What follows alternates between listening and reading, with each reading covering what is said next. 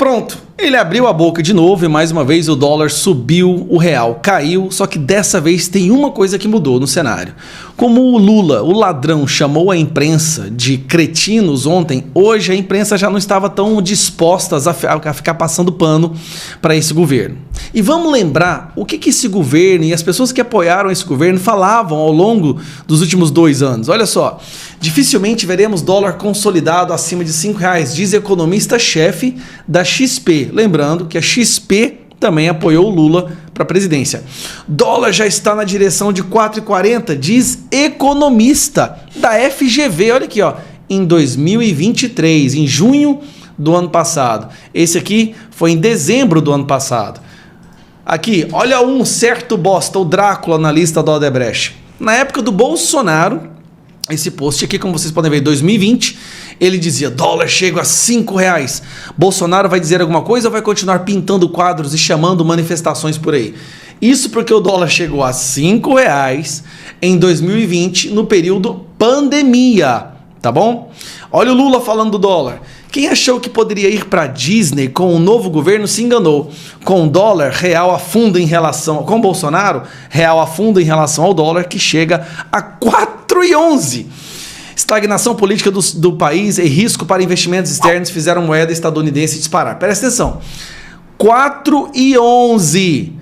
E o Lula revoltado com o Bolsonaro porque a moeda dólar estava a R$4,11. Só que aí o Lula chegou no governo e começou a acontecer essas coisas, né? Rombo fiscal de 280 bilhões, mesmo com o aumento da receita.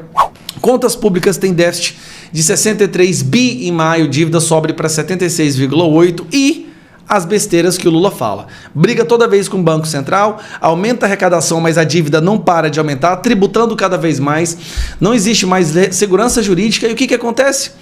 Dólar dispara a 5,58 após Lula dizer que juros vão melhorar quando ele indicar presidente do Banco Central. Ou seja, aqui ele admite que vai interferir ativamente no Banco Central. E é isso que afugenta o investimento, quando um presidente quer interferir no banco, na política do Banco Central. E aqui a mesma matéria. E aí mostra, todas as vezes que o Lula abre a boca, olha só, aqui o Poder 360 mostrando que foi durante a entrevista do Lula que o dólar disparou. Durante a entrevista dele, ó, o dólar abre em 9 horas a 5,47 e sobe na máxima 11 horas e 40 centavos. A entrevista do Lula foi 10h30. Aí vamos lá. Aqui você vai ver a imprensa já de saco cheio desse ladrão e já não consegue mais passar pano falando algumas verdades. O que ele usou foi para definir quem relaciona a fala dele na entrevista do UOL com a alta do dólar. O termo foi cretinice, porque, segundo o presidente, o dólar tinha começado a subir, 15 minutos antes de a entrevista se iniciar. Bem, eu queria que, se fosse possível, trazer um gráfico do valor data para a gente mostrar. Eu acho que é importante ir aos fatos, né? O dia abriu realmente em ligeira alta em relação à véspera, que fechou em 5,45. O dia abriu em 5,46. A entrevista começou às 9h20. Às 9h20, o dólar estava em 5,47, está marcado aí nesse gráfico. E a escalada, de fato, aconteceu ao longo da entrevista. Às 10h30, quando a entrevista acabou, o dólar estava a 5,51 e permaneceu neste patamar até fechar. A Globo desmentindo Lula. Quer dizer que a Globo agora, os cretinos, de acordo com o Lula, da Globo, desmentiram Lula ao vivo. Lula soltou fake news. Só que aí ele abriu a boca hoje de novo e o dólar voltou a subir. E aí eu lembro disso aqui, ó, o Bolsonaro... Vocês se lembram disso aqui? O Bolsonaro falou a verdade nesse momento aqui, ó. Vão sentir saudade da gente. Vão sentir saudade da gente. Ele estava certo. Vão sentir saudade mesmo. Agora vamos lá. Hoje, Lula abriu a boca e o que deu? Dólar sobe depois de afirmação de Lula sobre o novo chefe do Banco Central. E aí, eu achei interessante Isso aqui mostra, né, que às vezes que o Lula, o jeito que o dólar subiu hoje o Poder 360 fez questão de mostrar que foi justamente após o término da entrevista do Lula que o dólar foi de 5,47 para 5,59. O dólar tá desse jeito aqui, pessoal. É um absurdo o que está acontecendo. Só no último mês, olha o aumento do dólar.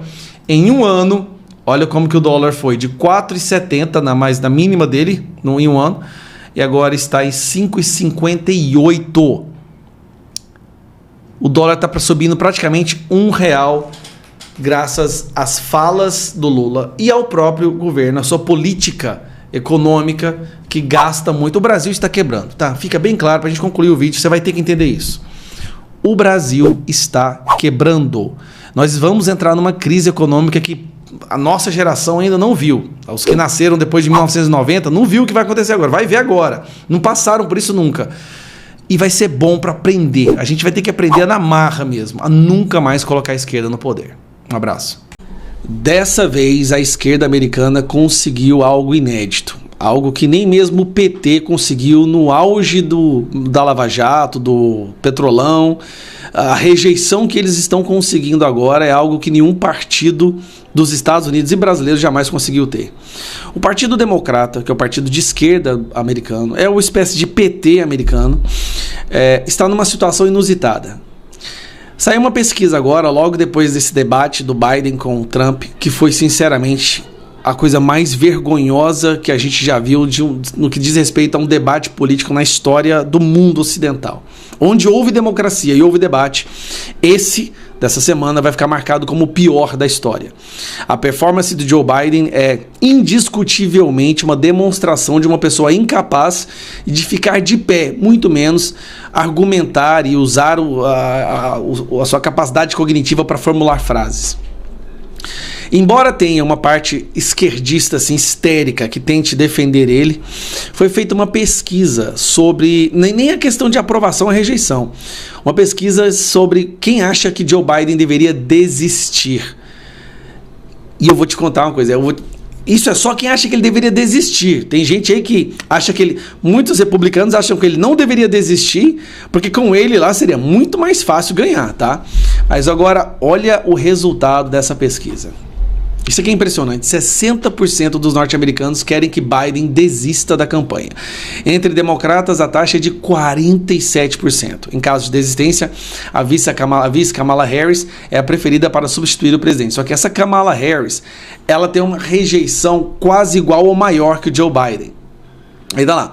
Pesquisa do Morning Consult divulgada na Axios na sexta-feira mostra que 60% dos eleitores norte-americanos querem que o presidente dos Estados Unidos, Joe Biden, seja substituído por outro nome democrata. A rejeição por parte da população cresceu depois de o chefe do executivo mostrar fragilidades durante o debate presidencial na quinta-feira.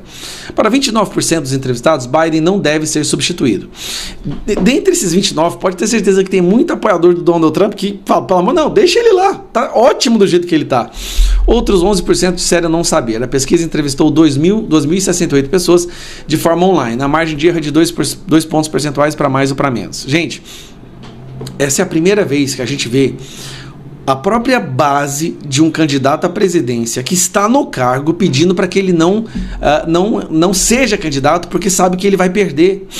E por que isso é importante? Por que essas informações sobre o que está acontecendo nos Estados Unidos é importante? A tendência que a gente tem reparado é que o Brasil, a política americana com um delay de 1 ano e meio a 2 anos. Tudo o que acontece lá é impressionante, acontece aqui também com esse prazo, esse atraso de 1 ano e meio a 2 anos, até por conta das nossas eleições aqui que acontecem em torno de 1 ano e meio a 2 anos depois. Então, vamos lá. Na eleição presidencial do ano passado, última, a imprensa trabalhou de forma desonesta para colocar esse cidadão na presidência. Esse cidadão destruiu a economia, destruiu os Estados Unidos e agora ninguém quer ele mais. Até uma parte dessa imprensa que o colocou lá e principalmente a sua própria base. Vamos para o Brasil agora. No Brasil, a imprensa e a justiça e o TSE colocaram na presidência um cidadão que não tem aprovação do povo, que não pode andar nas ruas e que agora está destruindo o nosso Brasil, destruindo a nossa economia e fazendo ataques diretos a valores tradicionais da população brasileira, da família brasileira. A rejeição não para de crescer, a tendência é que ele nem sequer seja candidato aqui no Brasil. Eu acho muito difícil agora, viu, que o PT deixe o Lula ser candidato, porque uma pessoa com a rejeição que ele vai chegar, se chegar até o final do mandato, pelo crescimento acelerado da rejeição que ele está tendo agora. Então nós vamos fazer o seguinte, o que eu entendo? A direita cresceu muito nos últimos 10 anos, a esquerda apelou junto com a justiça e a imprensa e empurrou goela abaixo um candidato deles da esquerda.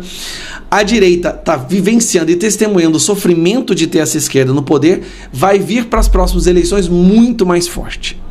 A direita nos Estados Unidos já é tradicional, ela existe há séculos. A direita no Brasil existe há 15 anos, 10 anos, que está começando a encorpar e criar volume. E esse é o momento da gente trabalhar para fazer os nossos vereadores, prefeitos, futuramente os nossos senadores e um presidente com essa nova estrutura formada, dessa vez de forma consolidada, com um crivo de escolha muito mais aguçado. Nós vamos resgatar o nosso país.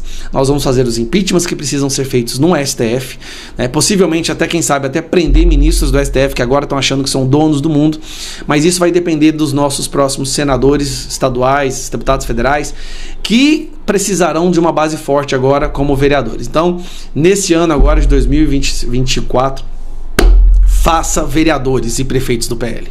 O máximo que você puder. Aí na sua cidade, no seu estado, não vote em ninguém que não tenha o número 22 na frente. É assim que a gente vai poder fazer uma base para fazer os nossos senadores e colocar o Bolsonaro de volta na presidência em 2026. Um grande abraço, fiquem com Deus. Vamos lá falar desse assunto então. O último assunto do dia. O que aconteceu nessa quinta-feira? O que aconteceu nessa quinta-feira? A cara do Trump diz tudo. Bom, em primeiro lugar, vamos lá. Vamos dizer o óbvio, né?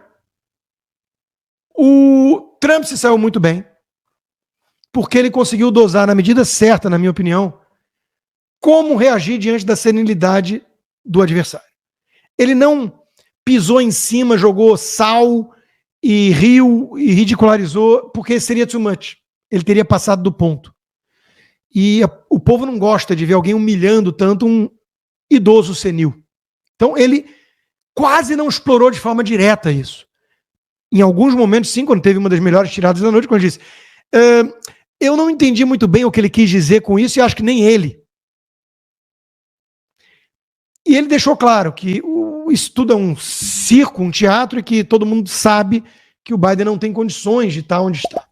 Muito menos por 4 anos. Então, ele mandou o recado, mas ele não precisou exagerar, porque todo mundo estava vendo com os próprios olhos.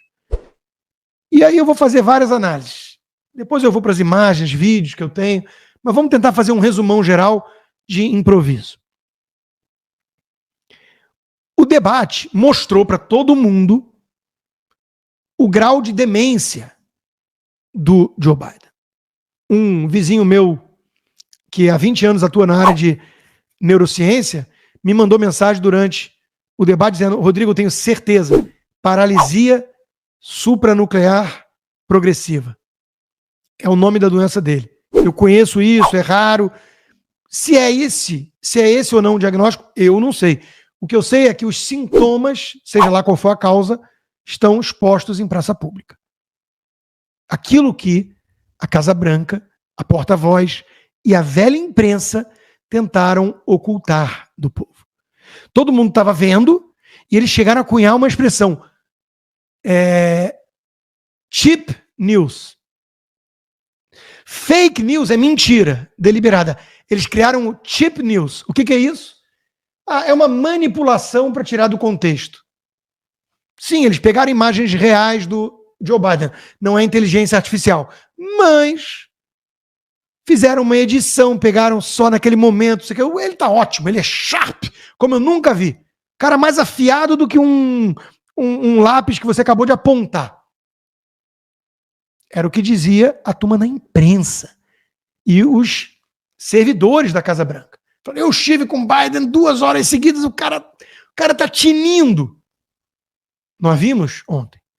E mesmo diante dos nossos olhos, eles tentaram falar que não, ele tá com uma gripe. Pô, só se estão soletrando demência de uma forma diferente. Todo mundo viu. Todo mundo viu e panicou a esquerda. A CNN, eu vi pela CNN em inglês aqui direto, a CNN estava desesperada com o que estava acontecendo. E vale fazer uma nota assim, porque eu sou um cara honesto. A condução da entrevista pelo Jake Tapper e pela Dana foi uma boa condução. O cara tem viés, o cara já comparou o Trump com Hitler, mas ele soube conduzir o debate. O que me leva a um outro ponto, que eu conversei com a minha noiva enquanto a gente assistia o debate. Vamos lá. O debate fora de hora, muito antecipado, que o Biden propôs, desafiou, o Trump, claro, aceitou, imediatamente a CNN já estava pronta, e a CNN conduziu de uma forma honesta, e o mundo todo viu o que eles tentavam esconder, que o Biden está senil. Pô, será que não foi de propósito? Será que não é para forçar ou tentar forçar a desistência do Biden? Porque ele tem o colégio eleitoral ao seu lado, ele só desiste se ele quiser. Ninguém pode tirá-lo a essa altura do campeonato. Mas a pressão para ele sair está insuportável. Os seus amigos, o Thomas Friedman chorando, está pedindo. O New York Times, a CNN, estão todos falando, ele não tem condições. Até o Guga Chakra. Oi, Guga. Então, talvez tenham permitido isso, e na verdade a imagem melhor do Simpson nem é essa, é aquela da Lisa diante do prato. Aquela era a cara do Biden, durante longos e longos minutos. Tudo muito absurdo. E claro, a nação mais poderosa do mundo sob o comando de uma figura dessas. Que tipo de mensagem isso transmite para os inimigos do Ocidente? Chegaremos lá, tudo isso que eu resumi, eu vou falar com um pouquinho mais de profundidade agora. Mas antes, a parte que realmente mais me embrulhou o estômago foi pós-debate. Foi essa figura monstruosa, porque não tem outra definição, que é a Dr. Jill Biden, que não é doutora nem aqui nem na China, quer dizer, ela tem um doutorado de as borboletas amarelas do Afeganistão na Idade Média, alguma coisa assim, ciência social. E ela quer ser chamada de doutora o tempo todo. O papelão mor da noite ficou com essa figura abjeta, que é a Jill Biden. Eu já revi esse vídeo umas 5 vezes, porque é a coisa mais tosca que eu vi. É como eu falo com meu filho quando ele chega do kindergarten, do jardim de infância, todo excitado, papai, olha só o que eu fiz para você. E eu falo, uau, filho, você conseguiu pintar direitinho todas as partes do desenho. É como eu falo com meu filho de 6 anos. Joe, you did such a great job. You answered every question. You knew all the facts. And let me ask the crowd, what did Trump do? Lie! Yes. Vale a pena ver de novo? É inacreditável. É inacreditável esse trecho. Juro. A esquerda é indecente no mundo inteiro. Esquerda não tem pudor. Esquerda não tem empatia. O que estão fazendo com esse sujeito senil, e eu não tenho pena dele não, porque ele é um crápula. A vida inteira, 50 anos de Senado, como um corrupto, que mandou o filho, o cracudo, ficar coletando malas de dinheiro de China, Ucrânia, Rússia. Todo mundo ganhando dinheiro às custas do sobrenome dele, da posição dele política. É um crápula. Já adiantando qual é a narrativa agora do Obama, porque é o Obama que manda nessa porra. Então o Obama falou assim, não vai sair da disputa. Quem nunca teve um dia ruim de debate? Eu sou o primeiro a falar, e não vai ser o Big Mike, não. deixa o Big Mike fora disso, que a gente não quer muita gente investigando o tamanho do Big Mike. Então, vai ser tu mesmo. E vamos dizer que todo mundo pode ter um dia ruim, mas pelo menos o Joe Biden se sacrifica pela América, pensa no americano pobre e fala a verdade. Ao contrário do egoísta, narcisista do Trump. Tudo isso, claro, uma grande mentira. Pura fake news. Joe Biden talvez seja um dos políticos mais corruptos de Washington, porque a vida inteira só pensou nele. Aliás, apresentou um projeto de lei, em 94, sobre endurecer com criminosos. Ele teve que pedir muitas desculpas à sua base radical da esquerda hoje por conta disso. É o projeto de lei dele, que foi acusado de racista, porque endurecer com os criminosos era endurecer com os negros. Para mim, racista é quem associa a cor da pele ao crime. A menos que esteja falando de estatística, aí é um dado. 92% dos assassinos, dos que morrem pela polícia são negros. E quantos matam? Os próprios negros. E policiais. 90 e poucos por cento de negros também. Então, é um problema cultural. Mas enfim. The first word on what those voters might make of it from our political professionals, from our CNN Flash Poll and Swing State Focus Group. We'll be talking to surrogates, including Vice President Harris, getting fact checks from our Daniel Day. A Jill foi o andador do Joe Biden. Foi o andador, ele não consegue sair do palco. O mundo viu isso. Vamos falar que foi gripe? Vamos falar que foi um dia ruim? Vão insistir que o Biden pelo menos fala a verdade? Que balela é essa, gente? É o tio Paulo. É o tio Paulo. Biden virou o tio Paulo. Tio Biden, para ser candidato, tem que assinar. O cara é morto-vivo. É um morto-vivo, é um zumbi. O mestre Joaquim Teixeira tirou sarro disso, claro. As peças começam a se encaixar. É a Kamala Harris usando o tio Biden para os seus objetivos, junto com a Jill, que não quer largar o osso, talvez o Jorge Soros e o Obama, que não quer perder, claro, o poder de jeito nenhum. As brincadeiras foram imediatas, e essa aqui até o Trump divulgou, né? Trump indiciado por assassinar um velhinho na própria CNN. Aliás, enquanto rolava o debate, entre aspas, a conta oficial do Joe Biden tuitou 23 vezes mensagens. O que, claro, é uma confissão de quem comanda as contas do Joe Biden não é o Joe Biden. E todo mundo já sabia. Agora, quem comanda a nação também não é o Joe Biden. Isso ficou muito escancarado. O Elon Musk falou, essa noite foi uma vitória clara dos memes. E ele mesmo achou a maior graça, né, do Partido Democrata oficial, conta oficial, gente, não é sátira, ter publicado isso. O vencedor do debate essa noite, Joe Biden. O Elon Musk só pode rir, né, como todo mundo. Quer dizer, olha o que virou a esquerda. A esquerda é esquerda no mundo inteiro, é cínica, cara de pau, cafajeste, mitomaníaca, psicopata.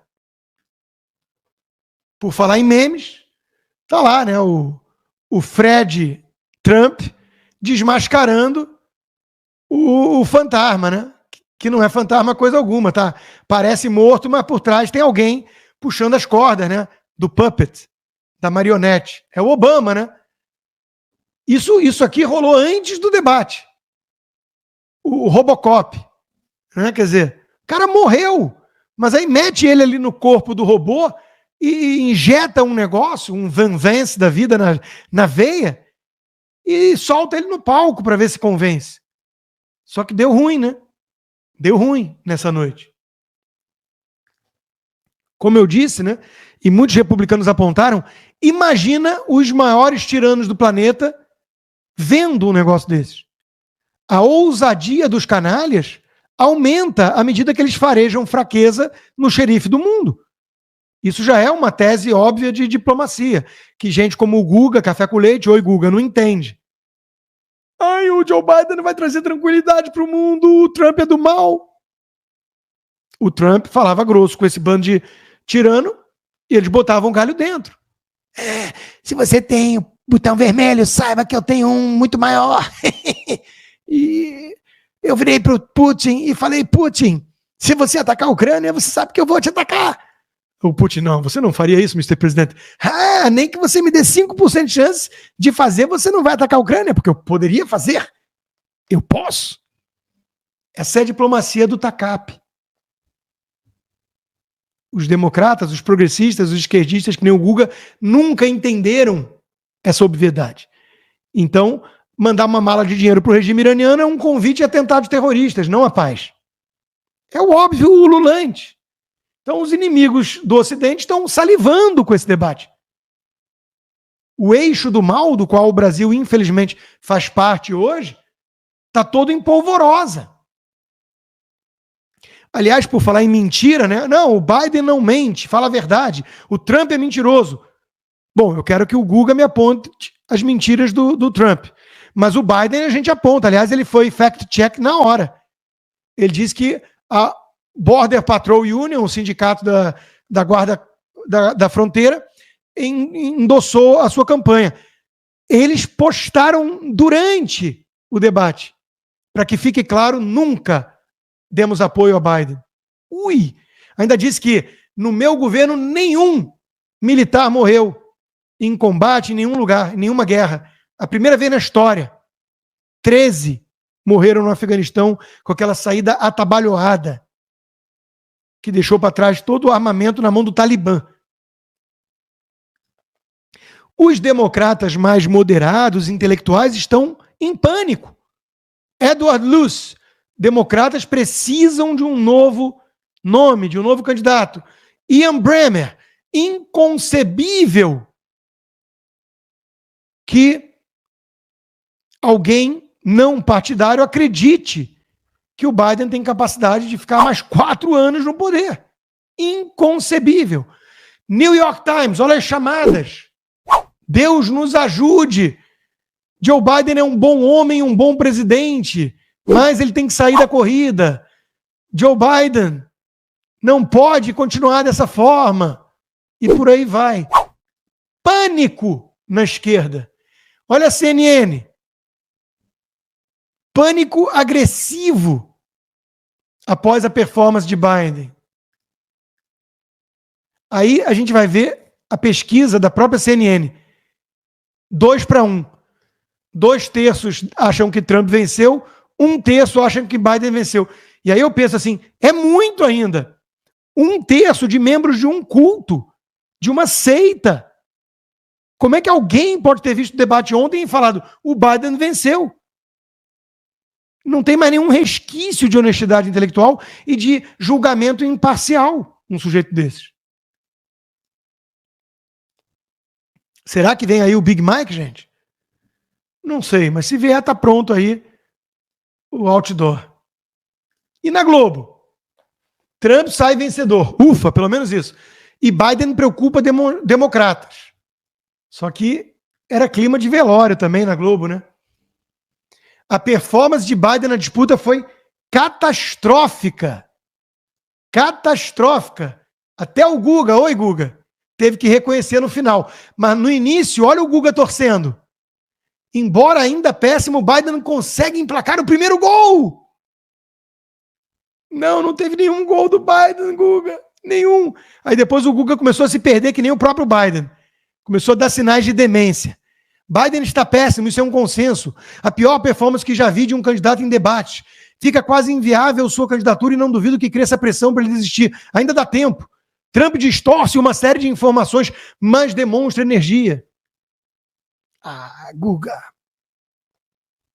Uma performance catastrófica do Joe Biden, para dizer o mínimo, que gera até questionamentos sobre a capacidade de ele continuar na corrida eleitoral. O Trump foi o Trump de sempre, falando uma série de inverdades, mas demonstrando muita energia. Quais são as inverdades, Guga? Você pode apontar? Você quer um debate comigo, Guga? Oi, Guga, você quer um debate comigo? Você topa? Tá convidado para um debate. Que tal? não aponta, né? Agora ficou com os cabelos em pé, desarranhado, desgrenhado, né? Desalinhado, de tanto nervosismo que ele viu. Mas o Obama já tá dando o tom, gente. Noite ruim em debate acontece. Confia em mim, eu sei. Mas Biden não vai sair, não. Biden fala a verdade, isso que importa. E o Milton Friedman chorando. Chorei ao assistir debate. O Thomas Friedman, desculpa. Coitado do Milton Friedman ser comparado com esse panaca democrata, né? Chorei, ele é meu amigo. Ele é meu amigo. Biden é meu amigo, mas não tem condições. Se ele encerrar agora a presidência, admitindo que não está apto, seu primeiro e único governo será lembrado como um dos melhores da história. Oi! É muita cara de pau! Muita cara de pau dessa turma de esquerda. Melhor governo já é o do Milei, que está no começo na Argentina. Que inveja de quem tem um presidente, né? Milei rejeita pedido de desculpas a Lula e diz que petista tem ego inflado de esquerdinha. É comunista corrupto mesmo. Chamou e repete. E, by the way, o governo apresentará um projeto para baixar a idade da imputabilidade para 13 anos. Ai, que inveja de um país com presidente. Saiu agora. O que seria necessário para Bolsonaro restaurar sua elegibilidade? A reversão de 2 condenações e a pendência de 10 ações do Supremo Tribunal Eleitoral, no Superior Tribunal Eleitoral, são obstáculos significativos entre o ex-presidente Jair Bolsonaro e sua possível volta às urnas, conforme informações da Gazeta do Povo. Diante das batalhas judiciais enfrentadas por Bolsonaro, seus aliados concentram esforços no Congresso Nacional.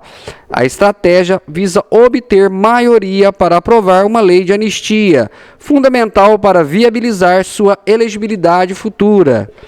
Analistas políticos ouvidos pela Gazeta do Povo ponderam que as chances de Bolsonaro retornar ao pleito eleitoral dependem não apenas da resolução desses desafios legais, mas também de considerações políticas. O desfecho das eleições municipais deste ano e a conjuntura econômica nacional também moldarão o cenário político.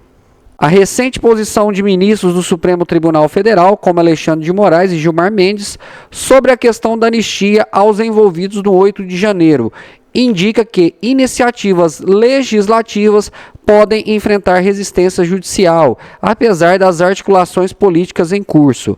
A presidência iminente de Nunes Marques no TSE, indicado por Bolsonaro antes das eleições de 2026, pode influenciar decisivamente no desfecho do caso. No entanto, as incertezas persistem, especialmente com o contexto jurídico atual e as múltiplas ações pendentes contra o ex-presidente.